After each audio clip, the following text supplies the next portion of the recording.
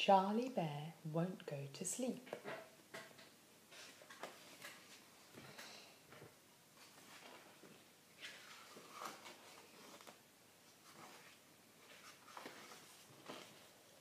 Charlie Bear was crying. Charlie Bear was sad. Charlie Bear's wailing was driving his mother mad. She tried to sing him lullabies and rock him to and fro, but Charlie Bear was stubborn, and off to sleep he would not go. So Mummy Bear, feeling quite perplexed, went off to ask a sheep. "Oh, Baa, can't you see I'm vexed? How can I make him sleep?" "Well, have you tried counting sheep as they jump a wooden gate?" Mummy Bear said, "I'll try it now. If it works, it will be great." She counted 1, 2, 3, 4, 5 as the fluffy sheep did dive, but Charlie Bear still would not sleep, however much she tried. So Mummy Bear, still feeling glum, sought advice from Hungry Lion. Please, oh Lion, oh chum, how can I stop him crying?" Lion sneered and picked his teeth, saying in a lazy roar, "Just let the young cub cry it out, and soon he'll surely snore." She tried to let her bear cub sob, but it was more than she could bear. "If Charlie won't stop crying soon, I'll pull out all my hair." Next Mummy Bear, in a dreadful state, went to ask the fat white geese. She stood amongst her feathered friends and begged, "Give me a little peace."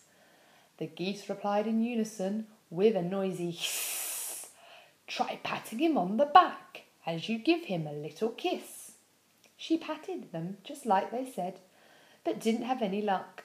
Now starting to lose her temper, she sulked, "I should have asked a duck." Poor Mummy Bear was miserable and feeling quite low and doleful.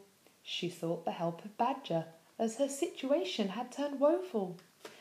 Badger burrowed in his den, returning with a handful of grubs. "Try feeding the young whippersnapper these, they're perfect for little cubs." But each time she put a pawful in, Charlie Bear would start to shout, and after trying for 10 whole minutes, each grub had fallen out. The sound of Charlie's crying had risen to a yelp, so Mummy Bear sought out Fox and asked her for some help. "What am I to do when he cries so much he just won't stop?" "Try bouncing him up and down as you jump and skip and hop." So Mummy Bear did jig and dance and jig and bounce, but Charlie Bear would not stop and continued to scream and flounce. Wandering sadly by the pond, she'd started to lose all hope. She saw Frog with his family and asked, "How do you froggies cope?" "Try wrapping him up in a lily pad. Little uns like to feel safe and snug." And with that he dived into the pond, followed by his froglets, glug, glug, glug. So Mummy Bear did indeed wrap Charlie nice and tight, but the crying only worsened as sleep he tried to fight. The sky began to darken, as did Mummy Bear's mood, so she questioned Mother Hen on how she kept her happy brood. "Try laying him on his tummy. Place him nice and flat. I often tell new mummy hens that their babies will like that." So she laid him on his belly on the soft and mossy ground, but still he would not sleep. No answer could be found. As she looked up to the sky, she saw the birds above. "Help me with this problem, please, oh beautiful white dove." "My babies like to fly up high and swoosh gently through the air. Perhaps you could try a similar thing with little Charlie Bear." So she raised him in the sky and flew him like a plane. Meow. But the crying didn't cease, and her efforts were in vain. She came across tall trees, and amongst them a giraffe. "I don't know how you do it. How do you make them laugh?" "My baby likes a tickle with a feather on his toes." She plucked a feather from a nest and said, "Here, try one of those."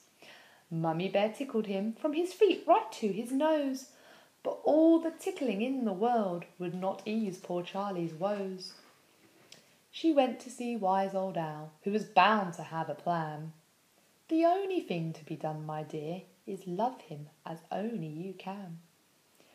And so Mummy Bear held him close and whispered in his ear, I love you so much, Charlie Bear.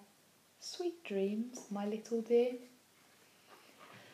And slowly his eyes started to droop, and she heard a little snore. For Charlie Bear had drifted off and was awake no more. Charlie Bear was sleeping, finally at rest, and Mummy Bear smiled and thought, I like him awake the best.